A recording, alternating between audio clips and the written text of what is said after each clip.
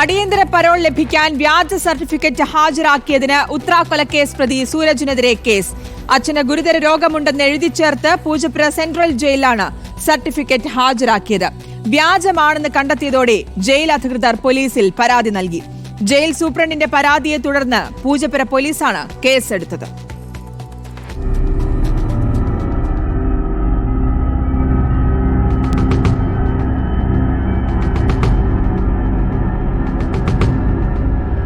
ഭാര്യയായ ഉത്രയെ പാമ്പിനെ കൊണ്ട് കടുപ്പിച്ച് കൊലപ്പെടുത്തിയ കേസിൽ 17 വർഷം തടവും ഇരട്ട ജീവപര്യന്തവും ശിക്ഷ അനുഭവിച്ച പൂജപ്പുര ജയിലിൽ കഴിയുന്ന സൂരജാണ് വ്യാജരേഖ ചമച്ച അപേക്ഷ നൽകിയത്.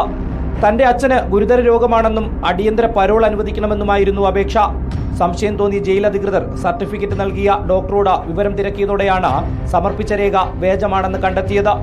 തുടർന്നാണ് പൂജപ്പുര പോലീസിൽ പരാതി നൽകിയത്.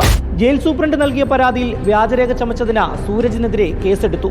സൂരജിന് വേണ്ടി അപേക്ഷ നൽകിയ അമ്മയെയും പോലീസ് ചോദ്യം ചെയ്യാൻ ഒരുങ്ങുകയാണ്. ആവശ്യമെങ്കിൽ അമ്മയെയും കേസിൽ പ്രതി ചേർക്കും.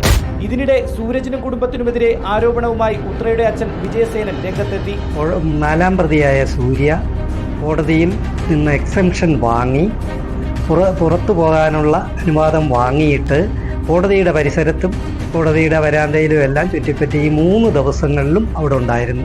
അങ്ങനെ കോടതി കബളിപ്പിച്ചു. അതുപോലെ തന്നെ തിരുവനന്തപുരത്തും ഇവർ ജയിലിൽ ഹാജരാക്കിയിരിക്കുന്ന രേഖ ഈ കേസുമായി ബന്ധപ്പെട്ട് പുനലൂർ പ്രവർത്തിക്കുന്ന ഉന്നതവരാണ് ഇതിന് സഹായിച്ചിരിക്കുന്നത്. സൂരജിനെയും കുടുംബത്തെയും ആരെങ്കിലും സഹായിച്ചോ എന്നും പോലീസ് അന്വേഷിക്കുന്നുണ്ട്. വ്യാജരേഖയുണ്ടാക്കി നൽകുന്ന സംഘമാണ് ഇതിനു പിന്നിലെന്നും പോലീസിന് സംശയമുണ്ട്. Reporter Rinu Sreedhar, in reporter, Thiruvananthapuram.